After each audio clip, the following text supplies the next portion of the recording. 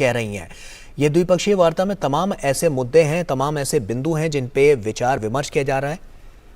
और आपको बता दें कि अमृतपाल हमारे सहयोगी हमारे साथ जुड़े हुए हैं।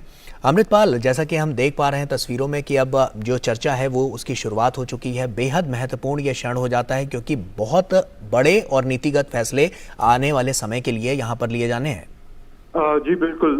एसेंशियली जैसे हम पहले भी बात कर रहे थे कि economic relationship, defence relationship, security collaboration, खास करके एशिया पैसिफिक में और जो वैश्विक मुद्दे हैं उन पर ये वार्ता में ये बातें उठेंगी और कैसे बायलैटरल ट्रेड और इन्वेस्टमेंट को आगे लेके जाया जाए, इकोनॉमिक रिलेशंस की जो क्षमता है उसको उसका फुल पोटेंशियल कैसे अचीव किया जाए, इस पर बातचीत होगी। तो क्लियरली दोनों साइड्स इस बात पे बात करेंगे कि जो बिजनेसेस हैं उनको कैसे बढ़ावा दिया जाए, निवेश को कैसे बढ़ावा दिया जाए और कैसे एक आर्किटेक्चर बनाया जाए, क्योंकि दोनों ही देश बहुत इच्छुक हैं कि आपस में जो ट्रेड का रिलेशनशिप है उसको नेक्स्ट लेवल पे लेके जाया जाए।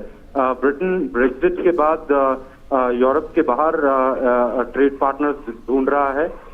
भारत क्लियरली उसमें एक, क्योंकि भारत एक बड़ी मार्केट भी है, भारत एक राइजिंग इकोनॉमी भी है और काफी कन्वर्जेंसेस हैं जो दोनों देशों की आपस में हैं।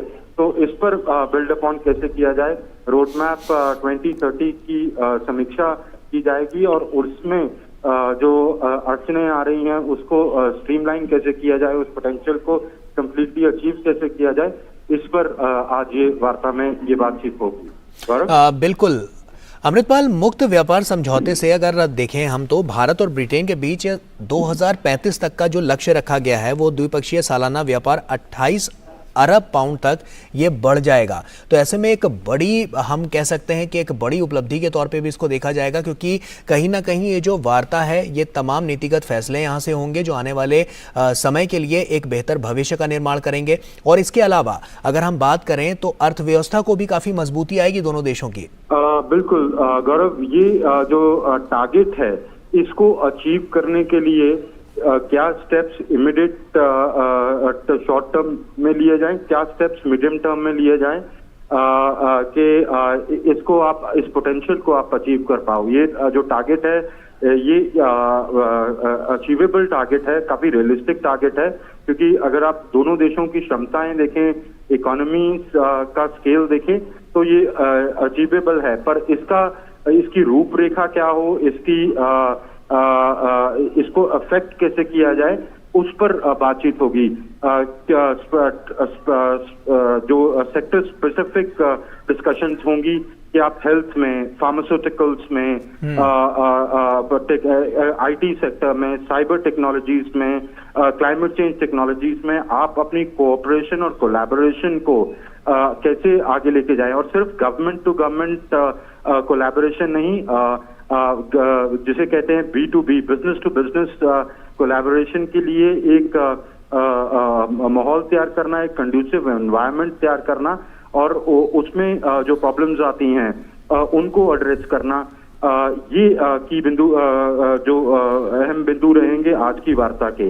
बाकी एक और इम्पोर्टेंट इशू है कि ब्रिटेन एक ट्रेन्ड वर्कफोर्स की तलाश में है। अभी भी जो उनके वर्क परमिट्स हैं, सबसे ज्यादा इंडियंस को, आप और देशों की के नागरिकों को कंपेयर करें तो इंडियंस को आज की डेट में भी सबसे ज्यादा वर्क परमिट्स मिल रहे हैं। पर ब्रेक्जिट के बाद क्योंकि उनको एक बहुत बड़ी वर्कफोर्स की जरूरत है जिसमें भारत का टैलेंट पूल एक अहम रोल प्ले कर सकता है, तो उसमें आप वीजा रूल्स को, वर्क परमिट रूल्स को कैसे रिलैक्स करें और उसको आप कैसे स्मूदन करें उस प्रोसेस को कि भारतीय वर्कफोर्स के लिए वहां जाके काम करना ल्यूक्रेटिव हो।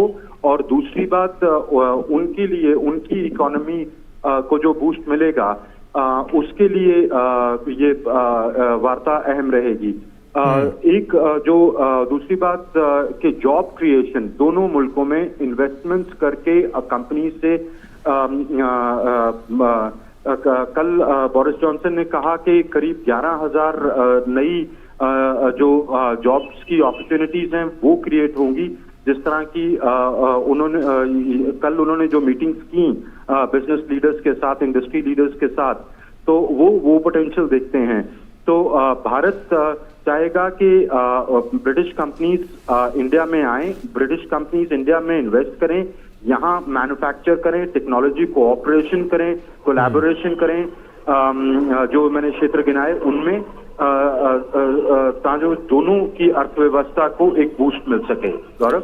बिल्कुल अमृतपाल, और अगर हम जैसा कि हम बात कर रहे हैं हेल्थ सेक्टर को लेकर भी, तो हेल्थ सेक्टर में जो सबसे बड़ी बात निकलकर सामने आती है वो है कोरोना महामारी, क्योंकि वो दोनों क्या पूरी दुनिया पे छाई हुई है और साफ तौर पर अगर हम देखें तो दोनों देश इससे कहीं ना कहीं प्रभावित हैं। ऐसे में कोरोना को लेकर, उससे उबरने को लेकर, क्योंकि हम देख रहे हैं कोरोना भी लगातार अपना जो स्वरूप है वो बदलता जा रहा है, ऐसे में एक बड़ी पहल यहाँ पर नजर आ सकती है, एक बड़ी बात यहाँ पर निकल कर सामने आ सकती है, क्योंकि कोई ठोस निर्णय यहाँ से लिया जा सकता है। जी, वैक्सीन्स के क्षेत्र में आपकी क्षमता आप डेमोन्स्ट्रेट कर चुके हैं। वैक्सीन प्रोडक्शन की के क्षेत्र में आपने अपनी ब्रिटिश कंपनीज के साथ कोलैबोरेट करके वैक्सीन्स बनाई। आपके पास एक बहुत बड़ा फार्मास्यूटिकल हब है, जो सिर्फ आप के अपने देश के लिए नहीं, उनके देश के लिए नहीं, दुनिया के लिए कोलैबोरेट कर सकता है। उनकी जो स्ट्रेंथ्स हैं वो ये है कि उनकी रिसर्च, उनकी फार्मास्यूटिकल जो स्ट्रेंथ है उनकी कंपनीज की, वो आपके साथ कोलैबोरेट करके यहाँ पर एक मैन्युफैक्चरिंग हब फार्मास्यूटिकल सेक्टर में जो एग्जिस्ट करता है उसको और कैसे स्ट्रेंथन किया जाए। और अगर जैसे आपने कहा कि स्वरूप बदल रहा है, तो नए अलग अलग वेरिएंट्स आ रहे हैं, तो क्या आप कोलैबोरेट करें उस रिसर्च को लेकर और यहाँ मैन्युफैक्चर करें। अगर वैक्सीन्स को और इफेक्टिव मैन्युफैक्चरिंग करनी है, और सिर्फ भारत और ब्रिटेन या यूनाइटेड किंगडम के लिए ही नहीं, बाकी के देशों के लिए, खास करके वो देश जिनमें ये क्षमता कम है, और क्योंकि यहाँ पर आपको एक कॉस्ट इफेक्टिव एडवांटेज मिलता है इंडिया में मैन्युफैक्चर करने का। अफ्रीका के लिए, दुनिया के और जो डेवलपिंग मुल्क हैं जहाँ इसकी अभी जरूरत भी है, और इसकी उनको ये एक कॉस्ट इफेक्टिव तरीका मिलेगा। तो ये क्लियरली एक इम्पोर्टेंट अहम पहलू रहेगा आज की बातचीत का। निश्चित तौर पर अमृतपाल, बहुत बहुत शुक्रिया तमाम जानकारियां हमसे साझा करने के लिए। तो बेहद ही महत्वपूर्ण ये